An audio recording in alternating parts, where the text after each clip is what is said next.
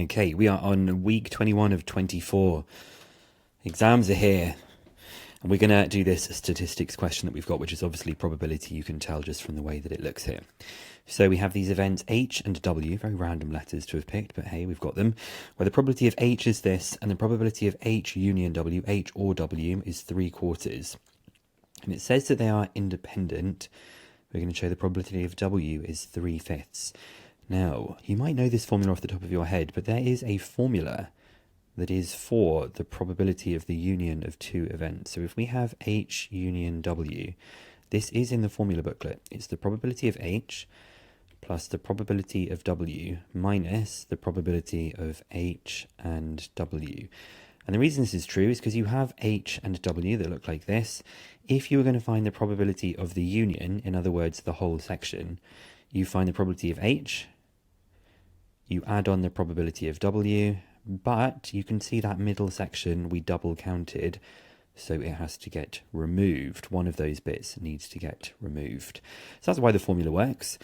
And we also know that these events are independent, right? So that means if they are independent, I know something else. Independent, that tells me that the probability of H and W is simply equal to the probability of H times by the probability of W. And in this question, we know that the probability of H is 3/4. So we have 3/4 times by the probability of W. So I think we've now probably got enough information to start substituting in. So the H or W is 3/4, which I can write here. We just said that the probability of H is 3/4, and we're looking to find the probability of W. And we're going to be subtracting 3/8 the probability of W. Let's just make that look a little bit neater. And the reason I was doing this is because the probability of H and W we calculated over here is the 3/8 of this. If you wanted to, you could replace the probability of W with something like X or just W, but I'm quite happy to leave it like this. Okay, just treat it like it's a variable or like the thing we're trying to solve for. So I'll do 3/4 take away 3/8, which is 3/8, and then I have probability of W minus 3/8 the probability of W, so that's 1 minus 3/8, which is of course 5/8 times the probability of W. Like I said, you may have preferred to just have written it like this, where, oh my goodness, why do I keep erasing so much stuff? Where instead of writing like that, you could have put like X. Maybe it's a bit easier for you to kind of visualize that that would have been what it would be with X. But I'm just going to leave it the way that I had it before with the probabilities of W because I think that just made sense to me. So I'm just going to solve this equation. You can see that if you multiply both sides by 8, these go. So we get 3/5 is the probability of W, which I think was what we wanted to show.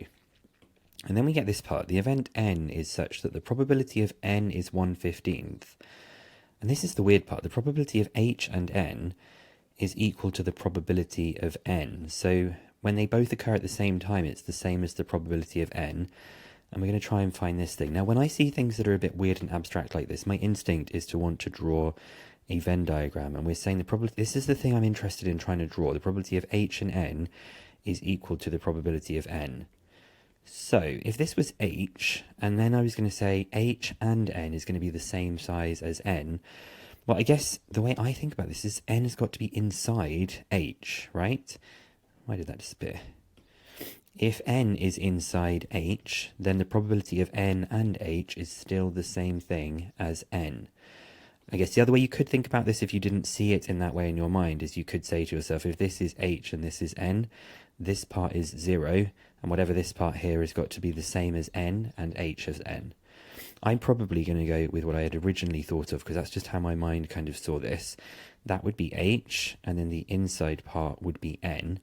So we have that this must mean the probability of H and N is 1/15. And so this must be 1/15, right? That must be 1/15. So this section that's going to go on the outside would have to be, thinking about what we've just worked out, the probability of H was told to us as 3/8. So if I do 3/8 minus 1/15, that will give me the outside area, which I will shade. 3/8 minus 1/15 is 337 over 120. Okay, not particularly nice number, but whatever. This is 37 over 120, okay? This part is just this bit that we've got here. I might not need that, but we'll see. And the question actually wants us to work out the probability of n complement given that h, or n dash given 8. So I'm going to try and find the probability of n dash given 8. There is a formula for this. You do the probability of the two things together divided by the probability of the second letter. So not n and inside h, well, it'll be this. It's not n and it's inside h, which is 37 over 120. And that's going to get divided by h, which we earlier on said was 3/8. Okay, so we've got a 3/8 minus 1/15, and we have this part. So I'm going to do this 37 over 120 divided by 3/8, and we get 37 over 45. So we have 37 over 45 for part B of this question. Probably going to need another page for this. And then we get told that W and N are mutually exclusive. So we're going to think about what that might look like in just a second. And it says, draw a Venn diagram to represent H, W, and N, given the exact probabilities of each region in the Venn diagram. So we've kind of started the Venn diagram that we've got here. And we know something earlier on, that H and W, they're independent.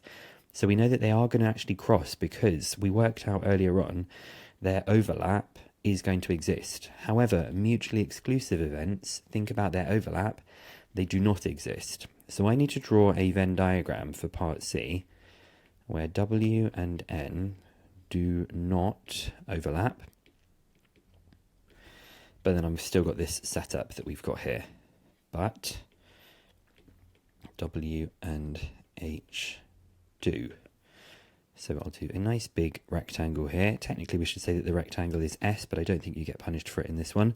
So if I do that, this is the H and the W, and we said that the N was inside like this. So there's the H, the W, and the N, and we had that this was 1/15.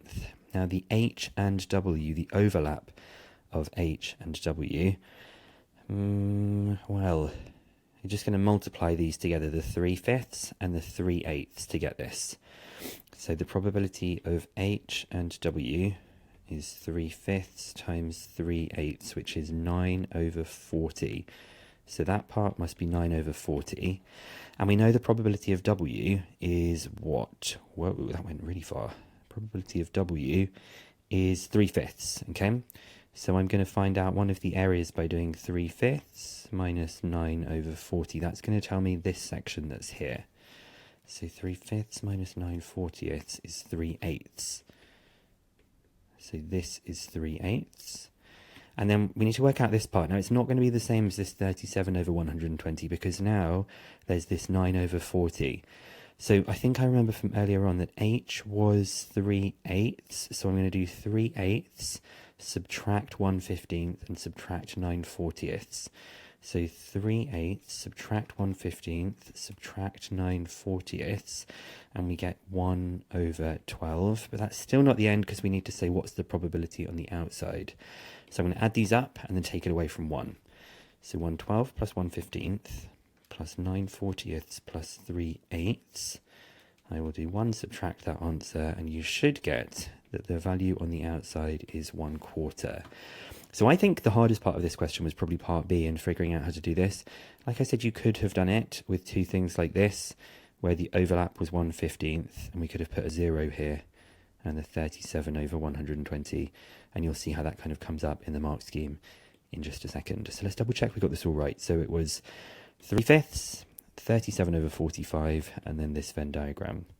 So the 3/5, the 37 over 45, and then this is the kind of two versions of it. Notice how the N we had was fully inside H, but you could have done it in this kind of this other way and just said that there was a 0 for this part. But I think this was probably the intention of what they were expecting to see. And there was a couple of different ways of doing this. I used the left-hand method as well. So week 22 is a vectors question. I actually borrowed this one from the exam that I took in 2024. Let's see how it goes. And I hope I'll be seeing you in some live streams. If you go to my channel homepage and you go to the live tab, you'll see that there are lots of live streams that are happening there as well. So do come along to some of my live streams, catch up on some of those videos. And hopefully things are going well for you with maths, further maths, and any of your other subjects you're taking exams in.